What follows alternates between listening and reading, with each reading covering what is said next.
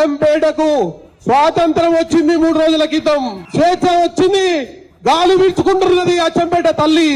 ఎందుకంటే 15 సంవత్సరాల నుండి 2009లో టిఆర్ఎస్ పార్టీ నుండి మాజీ ఎమ్మెల్యే గువ్వల బాలరాజు గారు వచ్చారు.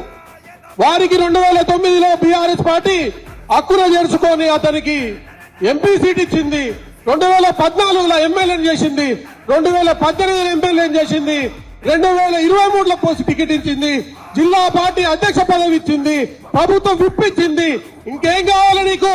సంపాదించుకున్న ఆస్తులను కాపాడుకోవడానికి ఇవాళ బీజేపీ అంటావు, ఇంకో పార్టీ అంటావు, పొందలు లేని మాటలు చెప్తున్నావు పత్రికలల్లా. అచ్చంపేట తోటి నీ పేగుబంధం తెగిపోయింది.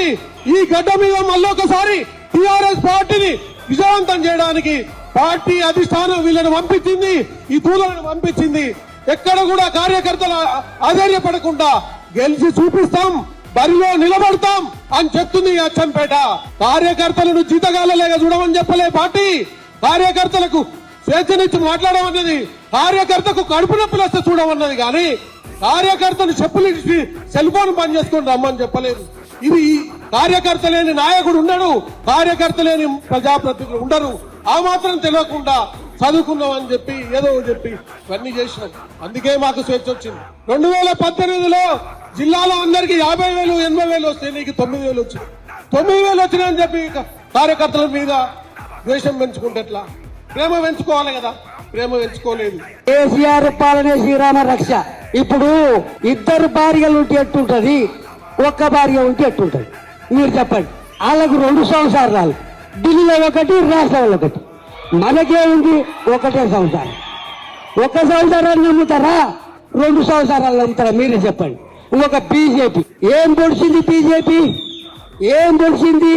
ఏం తెల్లగా చేసిందో బండి సంజయ్ చెప్తే బాగుండు. కానీ ఒకటే ఆరోపణ, ఆయన ఒకటే వెళ్ళి అంటే డబ్బులు ఎక్కువ ఉండగానే ఒకరిని చంపొచ్చు, డబ్బులు ఒకరు ఉండగానే ఒక తన్నొచ్చు.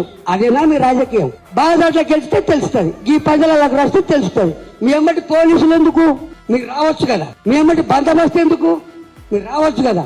అల్వి గాని 6 గ్యారంటీలు ఇచ్చి తెలంగాణ సర్వనాశనం చేసి కేసీఆర్ ని, కేకేఆర్ ని, హరీష్ రావుని బదనామం చేసి ఆ కాళేశ్వరం అని, ఈ మేడిగడ్డ అని, ఏందో రేస్ కాస్ అని నువ్వు ప్రూఫ్ చేసింది ఒక్కటి లేదు. ఒక్కటంటే ఒకటి లేదు.